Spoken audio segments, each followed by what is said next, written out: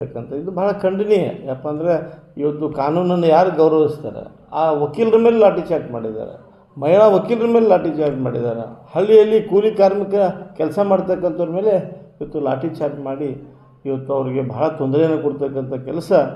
ಇವತ್ತು ಈ ಘಟನೆಯನ್ನು ಕೂಡ ನಾನು ಎಂದೂ ಕೂಡ ಮರೆಯೋಕ್ಕಾಗೋದಿಲ್ಲಪ್ಪ. ನಾವು ಕೂಡ ಅನೇಕ ಹೋರಾಟವನ್ನು ನೋಡಿದ್ದೇನೆ, ಹೋರಾಟವನ್ನು ಮಾಡಿದ್ದೇವೆ. ಆದರೆ ಈ ರೀತಿ ಒಂದು ಕೆಟ್ಟ ಒಂದು ಪದ್ಧತಿಯಲ್ಲಿ ಇವತ್ತು ಒಂದು ಲಾಠಿ ಚಾರ್ಜ್ ಮಾಡಿರ್ತಕ್ಕಂಥದ್ದು ಇದು ಖಂಡನೀಯ. ಮತ್ತು ಈ ಸರ್ಕಾರ ಪತನ ಆಗೋದ್ರಲ್ಲಿ ಸಂದೇಹ ಇಲ್ಲ. ಅದಕ್ಕೆ ಕಾರಣ ಈ ಪಂಚಮಸಾಲಿ ಹೋರಾಟ 100%. ಹಿಂದೆ ನರಗುಂದದಲ್ಲಿ ಕೂಡ ಗುಂಡೂರಾಯರು ಇದೇ ರೀತಿ ಗೋಲಿಬಾರ್ ಲಾಠಿ ಚಾರ್ಜ್ ಮಾಡಿದಾಗ ಅವ್ರು ಸರ್ಕಾರ ಕಳೆದುಕೊಂಡ್ರು, ಕಾಂಗ್ರೆಸ್ ಸರ್ಕಾರ.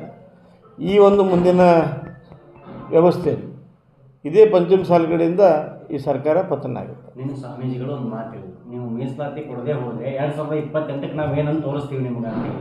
ಅಲ್ಲ, ಕಾನೂನಾತ್ಮಕವಾಗಿ ನಮ್ಮ ಜಗದ್ಗುರುಗಳು ಭಾಳ ವಿಶೇಷವಾಗಿ ಎಲ್ಲವೂ ಕೂಡ ಬಲ್ಲವರಿದ್ದಾರೆ ಮತ್ತು ಅನೇಕ ವರ್ಷಗಳಿಂದ ಕೂಡ ಹೋರಾಟವನ್ನು ಮಾಡ್ತಾಯಿದ್ದಾರೆ. ನಮ್ಮ ಮೂರು ಪೀಠಗಳು ಕೂಡ ಒಂದೇ ಗುರಿ ಇದೆ, ನಮ್ಮ ಮುಂದಿನ ಭವಿಷ್ಯದ ಮಕ್ಕಳಿಗೆ ಮೀಸಲಾತಿ ಸಿಗಬೇಕು ಅಂತ. ಅದು ಕಾನೂನಾತ್ಮಕವಾಗಿ ಶಾಂತಿ ರೀತಿಯಿಂದ ನಮ್ಮ ಸಂಘಟನೆ ಮೂಲಕ ಮನವಿ ಕೊಡ್ತಕ್ಕಂಥದ್ದು ನಾವು ಮಾಡ್ತಾಯಿದ್ವಿ.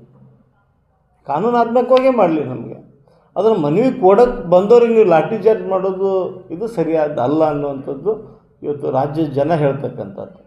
ಇವತ್ತು ನಮ್ಮ ಸಮಾಜದ ವತಿಯಿಂದ ನಾವು ಇದನ್ನು ಖಂಡಿಸ್ತೇವೆ ಮತ್ತು ಮುಂದಿನ ದಿನಮಾನದಲ್ಲಿ ಈ ಸರ್ಕಾರಕ್ಕೆ ಒಂದು ಯಾವ ರೀತಿ ಇದಕ್ಕೆ ನಾವು ವ್ಯವಸ್ಥೆ ಮಾಡಬೇಕು ಅದು ಮಾಡ್ತೇವೆ. ಒಂದು ಹೋರಾಟ ಸರ್ ಇಲ್ಲಿಗೆ ನಿಲ್ಲುತ್ತಾ ಅಥವಾ ಮತ್ತೆ ಮುಂದುವರಿಯುತ್ತಾ ಹೋರಾಟ? ನಮ್ಮ 3 ಮಂದಿ ಜಗದ್ಗುರು ಮತ್ತು ವಿಶೇಷವಾಗಿ ನಿನ್ನೆ ಹೋರಾಟದ ನೇತೃತ್ವವನ್ನು ವಹಿಸಿರ್ತಾರೆ ಜಯ ಮೃತ್ಯುಂಜಯ ಸ್ವಾಮಿಗಳು, ಯತ್ನಾಳ್ ಅವರು ಏನು ತೀರ್ಮಾನವನ್ನು ತೆಗೆದುಕೊಳ್ತಾರೆ ಆ ತೀರ್ಮಾನದಲ್ಲಿ ನಮ್ಮ ಸಮಾಜ ಇರ್ತೇವೆ.